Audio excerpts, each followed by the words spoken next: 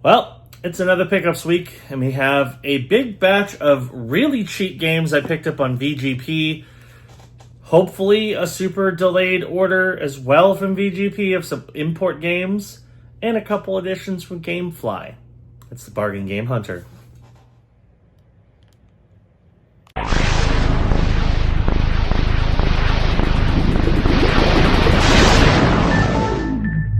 So last week I saw on VGP's website, actually I saw it on Twitter first because I actually follow them on Twitter, that they're doing a big like $10 and under sale where they had just a whole bunch of titles that you could get for, it was $15 Canadian or $10 Canadian, which when you do the conversion rate is about $10 US and $7 US. So you were able to get a pretty hefty amount of games for a really good price. So I did. I went through the list and I found a grand total of 7 games that I did not have that are all kind of smaller, more indie titles that I think will be a good addition to the collection. I only paid like less than $70 total, not including tax, for all of it. So pretty happy with all that. But let's take a look, shall we? We're going to start off with They Always Run on the Switch. Now, I did notice a trend in the publishers. It looks like it's a lot of Red Art, a lot of, I think, Nacon did a couple, Select Play did a couple, and then there's one random Atlas game at the end. But yeah, I guess they just had a bunch of these titles just sitting around and they wanted to get rid of them. But They Always Run, apparently it is a action platformer, 2D platformer with like a cool cyberpunk neon aesthetic. Looks interesting. It was like $10 or around there. What's cool is it actually came with a little bonus, a little plastic stand of the main character who has 3 arms. He's got like a 1 arm on his back and then 2 regular arms. So kind of cool that they gave you a little bonus in addition to it. So, you know, always nice to add another quality Switch game, especially a cheap Switch game, to my collection. I ain't complaining whatsoever. Next, the other Switch game I got is Unsold on the Switch. This one looks more like a very pretty looking like a puzzle platformer kind of thing. Looked interesting. I figured I'd pick it up again. I think this was like $10 or I mean, everything here was $10 or less. I don't remember what specific titles were what price, but they were all $10 or less. So another cool addition to the collection on the Switch. We have 2 PS4 games. The last one is going to be at the end. But we have Clash Artifacts of Chaos, the Xeno edition on the PS4. This looks like a action adventure game. Apparently it's co-op. It has a cool looking art style. Got some extra bonuses in there. And yes, free PS5 upgrade. So pretty cool there. Well, it looked interesting and it was cheap. So why not? We also got some PS5 in here. We have System of Souls on the PS5. This is a FPS, I think, puzzle platformer type game. So you play as a robot who's trying to figure out their past because it's like the mind of a human transferred into a robot. So that's kind of cool. But yeah, looks interesting and it was cheap. So I figured I'd pick it up. Then we have Ziggurat 2 on the PS5. This one looks like a first-person magic game, kind of like a Hexen or a Heretic. Sounded cool. I think I can find the first. I have to look for the first one. It's kind of tough to find. It came out on PS4 and Switch, I believe, but this one's on PS5 and it looks pretty cool. So figured I'd grab it. Last PS5 game is going to be 8 Doors, Arium's Afterlife Adventure on the PS5. This is looking like a cool looking 2D action platformer. Again, red art. Looks pretty cool. Excited to check it out. So, I mean, again, a lot of these are just really interesting looking, unique titles that you won't see in a store. So I'm glad to not only get them, but get them for so cheap. And then here's the weird one. I don't know what I'm going to do with the pillowcase. It comes with a pillowcase. I'm not even going to try to pronounce this.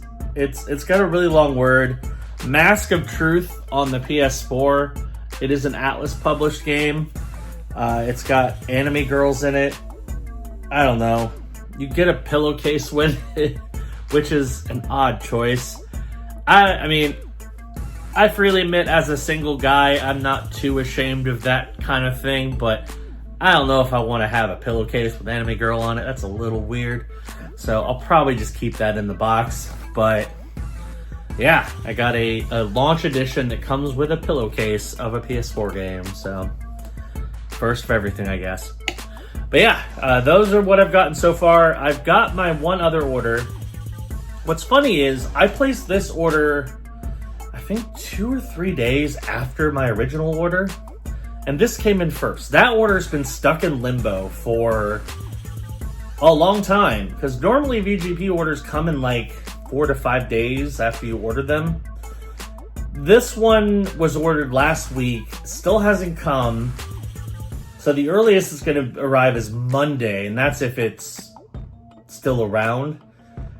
So I'm very concerned about it. It's very weird that it hasn't come in yet or what happened to it. But yeah, I have 2 games that are imports from VGP that are just kind of lost in limbo. I did file a claim with USPS and they basically told me to wait. And if it still hasn't shown up within 15 days, then contact them again because it is insured. So, I mean, hopefully it won't come to that. Hopefully it'll just come, but it's kind of annoying that I'm still waiting on those and I ordered them a while ago. I also have a couple games that I ordered from Gamefly.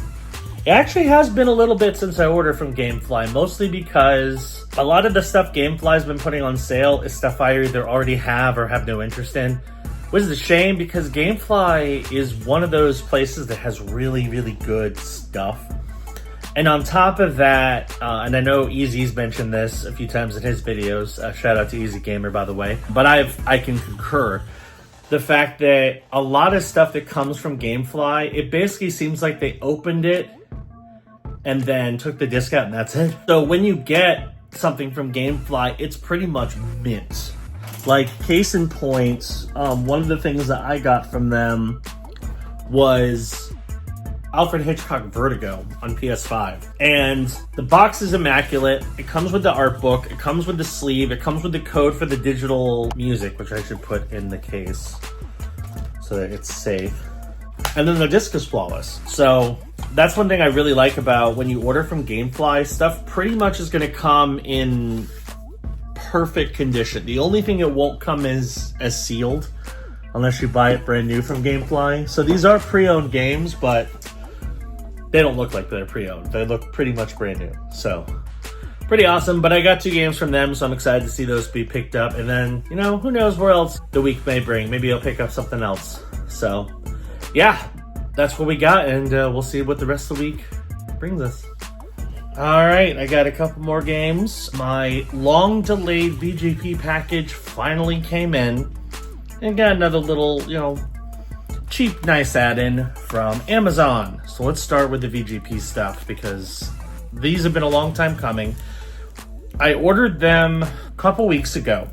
They were supposed to arrive last week. They arrived in Orlando, which is like the closest like major hub to my area, on, I think it was Monday of last week. And they just got to me yesterday. So it took almost over a week for them to somehow show up. I don't know how it took that long, but at least they got here and they got here in one piece. I guess that's the most important thing, but I don't know what was going on and why it took so long for them to show up, but it is what it is. So both of these are imports because both of these are games that did not get physical releases in the US. One of them didn't get a release at all in the US. It's actually just purely an import. This one did get a release in the US, but it's digital only. And I'm, I guess, trying to collect all the games in this franchise now, so I figured I might as well get it. So we have Like a Dragon, Gaiden, The Man Who Erased His Name on the PS5. This is a spin-off game of the Like a Dragon / Yakuza series. I've heard it's good. I think it wasn't on Game Pass at one point. It might not be anymore, but now I have a physical copy, so it's all good there. And then this one, apparently Namco Bandai has decided to not release this, at least the spin-off series, if not the series in general, in the US because of certain stances a lot of the US have on certain things like this. This game and the last game that came out in this franchise did not release at all in the US. The only way you could play them is if you imported them. So I figured I'd pick it up. It looks interesting. We'll see how it goes. We have Venus Vacation Prism Dead or Alive Extreme on the PS5. So this is a Dead or Alive Extreme game, which Dead or Alive Extreme was basically like they did a beach volleyball game. It's the characters from Dead or Alive, but not in a fighting game, basically. This is apparently a dating sim. It sounded interesting. It's a PS5 dating sim where you date the girls of Dead or Alive, which sounds interesting to me. I figured I'd give it a shot. So yeah, I don't know. It's not a game you're gonna see very often, so I figured I'd pick it up, and it is an English release, so pretty cool. And then the last game that I got, and this one I almost picked up last year. I think it's sold out actually before I could grab it. But I found it on Amazon for 15 bucks, and I'm like, yeah, sure, why not? We have Yars Rising on the Switch. So this is a reimagining of like Yars Revenge, which is an Atari game. It's made by Way Forward. Looks like an action platformer. Looks cool. Figured I'd add it into my Switch collection. So yep, 3 more games. I have a couple more coming before the end of the week, so we will get to those. All right, it is time for our final recap. I'm going to do something a little different. Now, I know, one always says that they're their harshest critic, but I feel I ramble a bit too much for these recaps, especially while rewatching some of my videos. I realize I say a lot of the same things that I already said when I first went over a game. So I'm going to try not to do that except for the games that I haven't revealed yet. So anything that hasn't been shown already, I'll talk a little bit about, but everything that I have, I'm just going to show and then go to pricing to try to speed things up, but also make things a little bit more smooth. So let me know if you like this new format. I might try to make some adjustments here and there, but I want to try to improve the quality of my videos because I know the views just aren't where I want them to be. I know, YouTube's not like a job for me. It's just kind of a side gig, and it's less of a side gig and more of a hobby because I barely make any money off of it. Since I've been doing YouTube, I've made a whopping $100. I've made one check. So, but I still want to improve the view count. So let me know if this helps. Hopefully it does. And hopefully people just aren't getting sick of my videos, but we'll see what happens. Anyway, let's talk about some pickups that I got today. The first is a game from Amazon, and I'm pretty excited about it. We have Gris on the PS5. This is a reprint from Devolver Digital. I believe it was like a limited run or strictly limited release, but Devolver did their own print of it. It's a very artistic looking, I think platformer. Looks really stunning. I figured I'd pick it up. It's worth a shot. I paid $30. It's worth $30.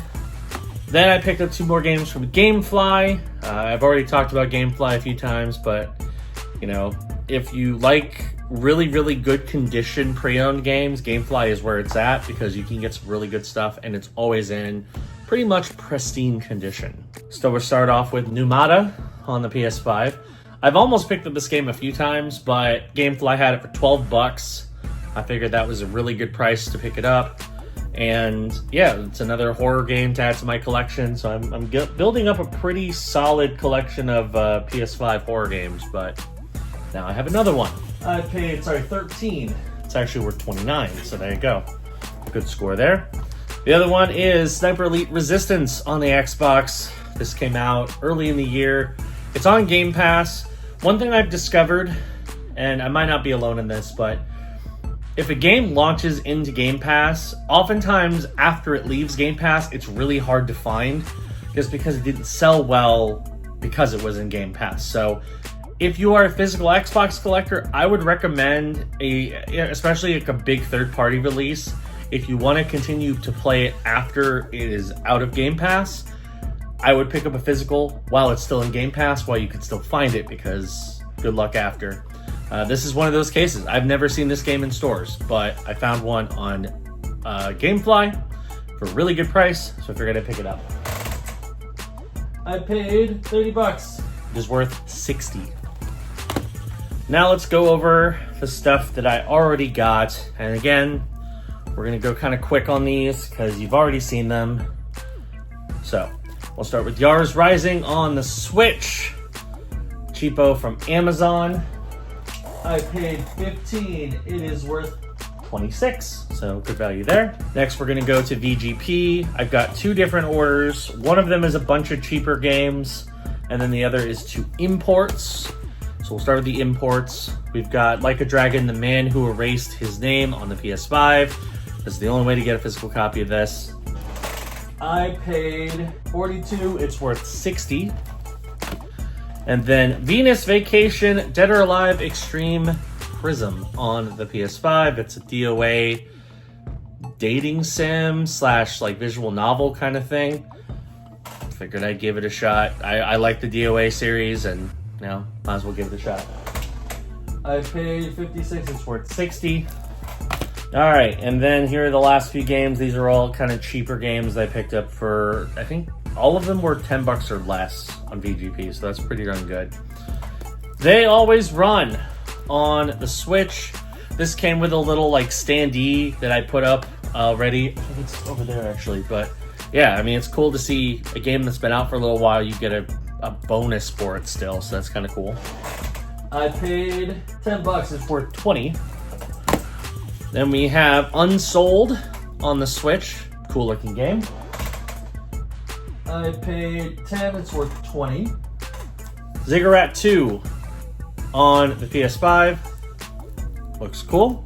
Glad to add it to the collection. I paid $10, it's worth 21. System Souls on the PS5. Another cool one. This one I paid $7, and it's worth 17. Then we have 8 Doors, Arium's Afterlife Adventure on the PS5. This one's heavy. I bet it's got some extra stuff in it. I paid $10, it's worth 22. We have Clash, Artifacts of Chaos Xeno Edition on the PS4. Cool looking game. I paid $7. This one's worth 28. It's actually the most valuable of that lot. And then last, but certainly not least, the game that comes with a pillowcase. I'm probably going to leave it in the box, but interesting bonus. We have a really long Japanese game, Mask of Truth on the PS4. I paid $10, it's worth 22. And there you go. That is everything for this week. It was a pickups week, but we got some pretty cool stuff. Most of it's brand new sealed. Most of it is interesting, unique titles you're not going to see in most places, with the only exception probably being Sniper Elite, and even then, that one's kind of hard to find. So, yeah, I think we got some good stuff this week. Pretty happy with everything. So that is going to do it for this episode of the Bargain Game Hunter. Thank you for watching. Hit that subscribe button. Click the notification bell. That way you know when new videos drop. We got a lot more exciting stuff coming your way, including next week. We're going back out on the road. Let's see what we can find out in the pawn shops, and hopefully start a Switch 2 fund. Thanks for watching. See you next time. Bye.